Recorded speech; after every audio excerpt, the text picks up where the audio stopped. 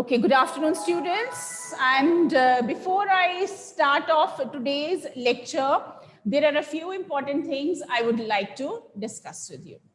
As you all know, we are in the middle of a very dangerous pandemic. And you've been confined at home for the last year, right? And yes, once again, we are going on with our online classes. Things that we are aware of, but I want you to take note of these things again for your safety, for the safety of your family, for the safety of our society, right?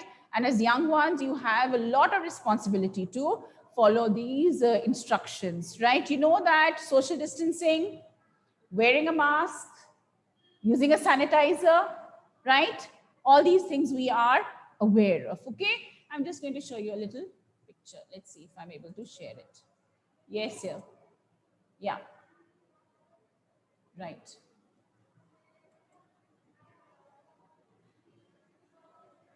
Yes, Kanav, can you turn on your video, please? Kanav, can I see you? All of you, Kashish, Vedanti, yeah, all of you, please. Kashish, please turn on your video. Kanav has turned on his video. No, he's not listening only. Yes, yeah. Okay, fine. Now here I have shared with you things that you are aware of. You people know that here. Yes, sir. Okay.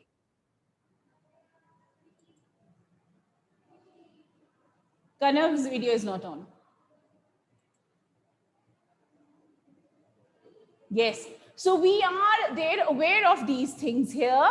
And you know what all to do here in case of,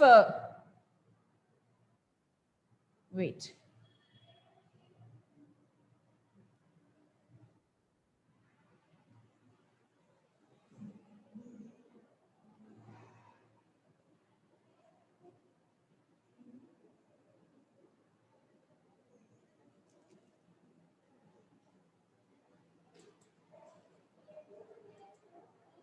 So I have shared here very important about, information that we need to know about coronavirus. Yes, one is that we have to show empathy with those affected. Understand that this can happen to anyone. If you're not cautious, it can happen to anyone. We have to realize that yes, there are risks.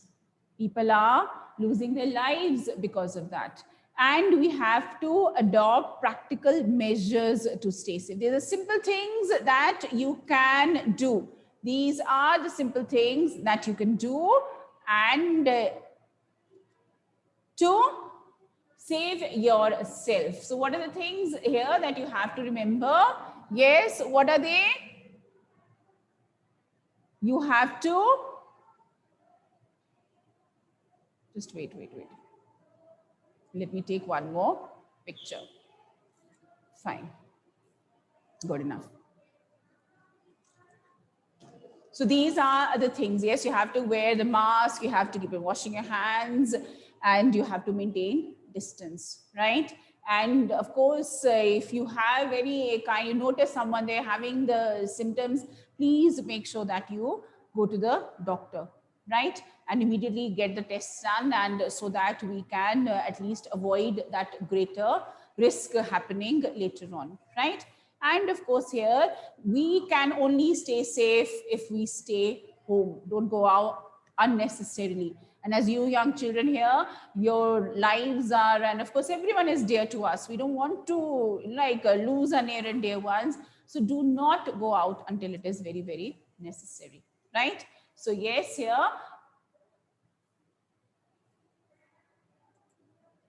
Okay. Yes, so these are the things, right? Everybody knows the things that we have to do, right? Yeah, Bableen is saying that we should not meet, don't shake hands, do your namaste. That is there. Don't go outside and unnecessarily, right?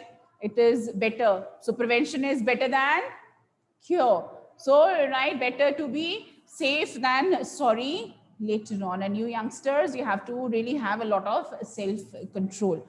Okay, here we're going to discuss the poem, which one? Ant and the cricket. So what about these two insects here, right? When you have discussed this poem, there are very important things that you must have realized. That is, what is this poem? This poem is a fable. Yes? How is the ant and the cricket a fable? How is it a fable? What does a fable mean? A fable is a poem with animal characters, right? They're personified, they talk, behave like humans, right? They are there. The fable, it has animal characters, right? One, what does it have? It has animal characters. Second, it conveys a very important message, right? And generally here, as children, because we like to listen to stories with animals, and we find that the message is more effective. Yeah, so that is why fables have a very important role. And the characters are animals in a fable, and also they convey a moral, a message. So how is the ant and the cricket a fable? It has both these things. It does or not? It has both these qualities. It has these characteristics, that is of animal characters, and it does convey a moral. How like the ant different from the cricket? How is the ant different from the cricket? Yes? Let us just read this poem once again, right? So let me just share it with you all.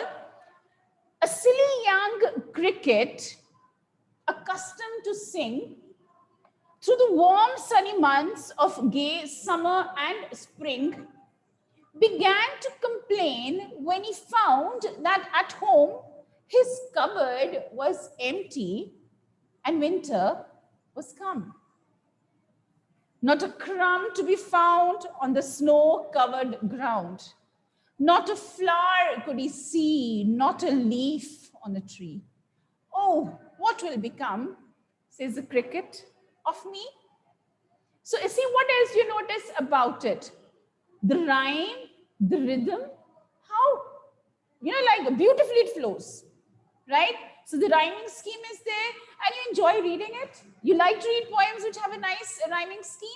Yes, so it gives you that musical feel to it. It gives you that poetical feel to it. So what has happened to the cricket? What is the cricket worried about? What does the cricket realize all of a sudden? That it does not have anything to eat.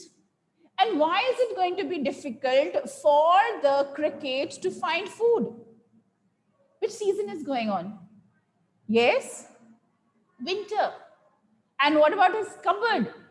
The cupboard was empty, right? And what had the cricket done all through the summers? What had the cricket done all through the summers? Just singing. We hear the sound of the cricket also during the summer months, and yes, you hear that sound when it rubs its wings or legs together. You hear the sound of the cricket. Yes. And what did it do? It just sang, enjoyed itself. Now winter has come. And what is there on the ground? Nothing. Not a breadcrumb to be seen. Nothing was there, right? The flowers have also fallen off the trees. So there was nothing which the cricket could find for itself to eat, right? So when we look at here, this stanza, his cupboard was empty. His cupboard. The cricket has been personified. And that is the beauty of the fable. right? So we have a cupboard, the cricket having a cupboard. What do you think the cricket would have kept in the cupboard? Should have kept his food. Yes, he should have, but did he? No, because he's a careless cricket, right? He should have kept eatables, yeah, nice things, you know, cookies and biscuits and all, should have. But look at the cricket. No, he did not do anything. He just sang and enjoyed the summer. Now winter has come and his cupboard is empty. Very sad. And what else is there around? What else happens when winter comes? The flowers falling off, the leaves shedding off the trees. Yes, so the snow on the ground and the snow covering everything. It's so difficult to find food for the insects and for the animals who go around looking. Yeah, no breadcrumbs. No one is going to come out in that cold winter. So the cricket, no, very hungry. Nothing there. He's realized it late.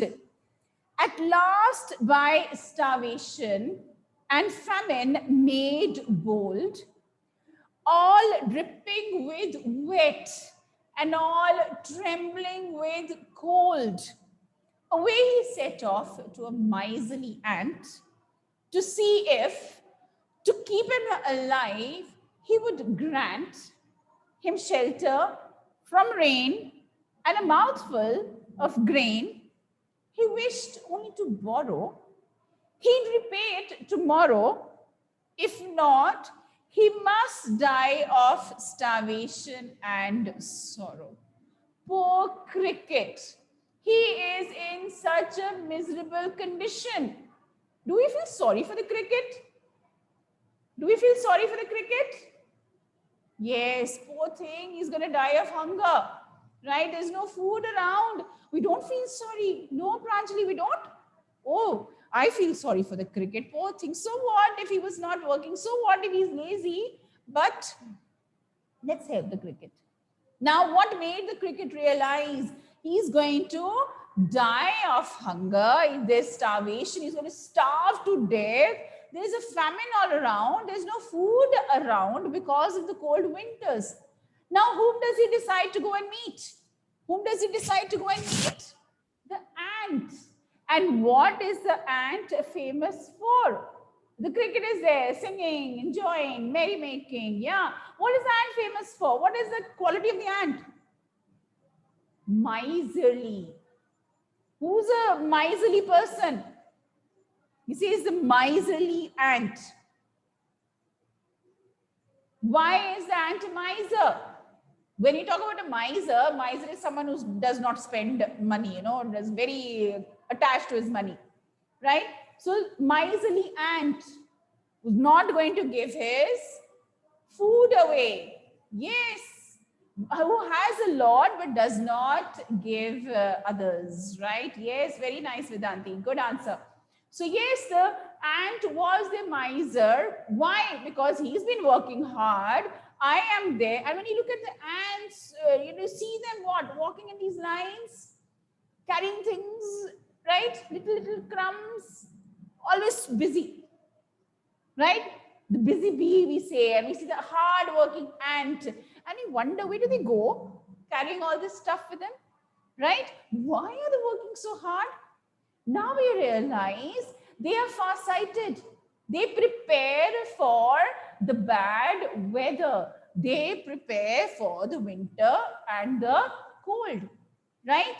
So the ant, because he's put in a hard work, he's put in so much of effort, he's been working throughout the summer. He could have also enjoyed the weather and also just like the cricket.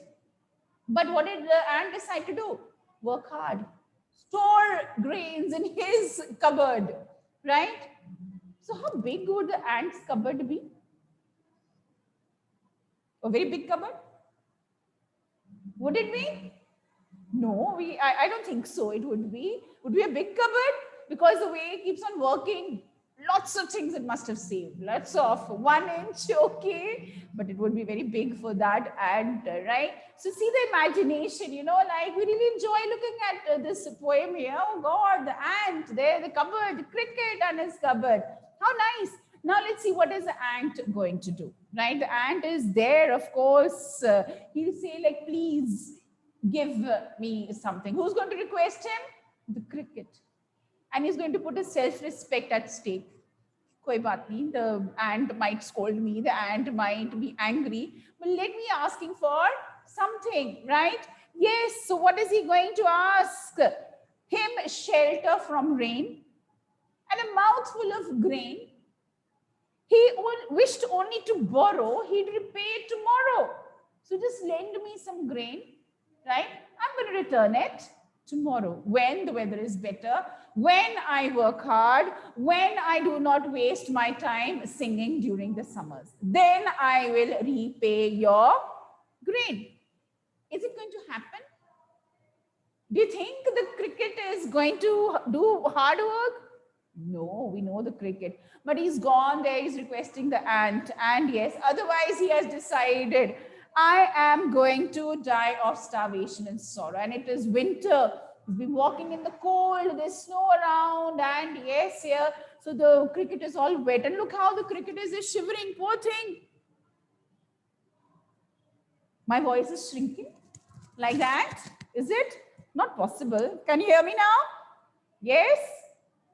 Okay. So like, yeah, look at the picture here of the cricket, how the cricket is there shivering and so cold and walking. Where's the cricket walking towards?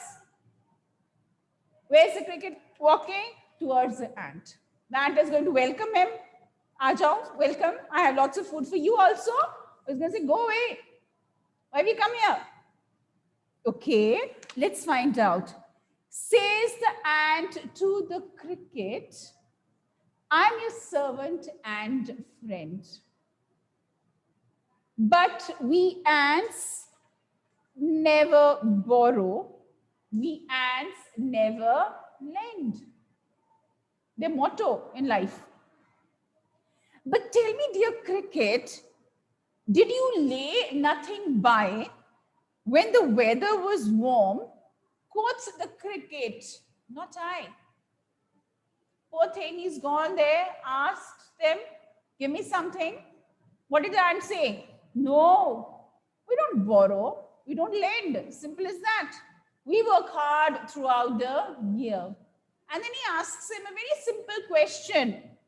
Quotes the cricket, right? Of course, he asks him here, dear cricket, did you lay nothing by? Lay nothing by, didn't you keep anything aside for the cold winters? You know, winter comes every year.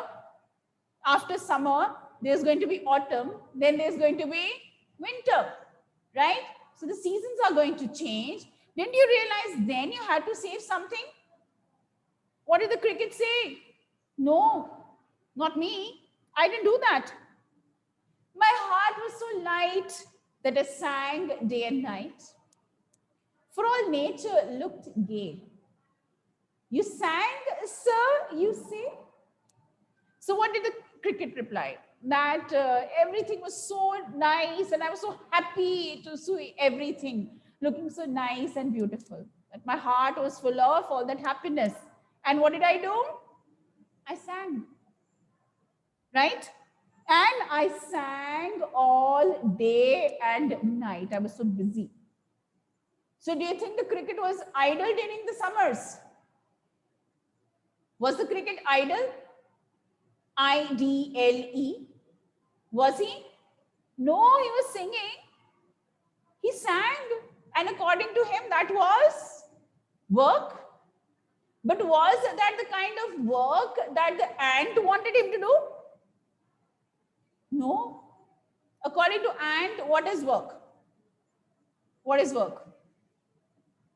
Storing food crumbs, storing grain, be prepared for the winter. Right? Fine? Yes. So he was enjoying during the summer because he said everything looked so nice and beautiful and I wanted to enjoy the weather. And yes, I just kept on singing. Right? You sang, sir, you say? Who said this? The ant. Go then, said the ant, and dance the winter away. You summer, what should you do in the winter? Dance. Do you think the cricket will be able to dance on an empty stomach? No. Needs food. It doesn't have food. No, he won't be able to dance. Thus, ending, he hastily lifted the wicket and out of the door turned the poor little cricket. Folks call this a fable. I'll warrant it true. Some crickets have 4 legs and some have 2. What does the last line mean? Some crickets have 4 legs and some have 2. Yes? What does it mean? So the poet here, crickets are related to human? Yes. So in a way, of course, it is that fable. It's conveying a message that just like crickets who don't work hard, there are humans also who don't work hard. Yes. So here, how did the ant send the cricket away? He opened, like the door of his house and sent him away that, sir, you sang during the summer. Now during the winter, what should you do? Dance. Enjoy yourself, right? You're so happy seeing nature during the summer months. Now please look at the nature in its very cold, you can say hard form, right? And dance away, spend your time. And then once again, spring will come, summer will come. And yeah, you can enjoy yourself once again, right? But yes, the ant is there very firm. Do you think the ant did a right thing not giving the cricket food? Should we keep a food for ourselves when someone is hungry? Should we share? Why was the cricket so heartless? We should be sharing, no? Yes, we should share. But why was the cricket so heartless? Why didn't share? Because he wanted to teach the ant a lesson. That if I gave him food now, he's going to come again and again, but he will not learn a lesson. Yes? So he wanted to teach him the lesson once and for all.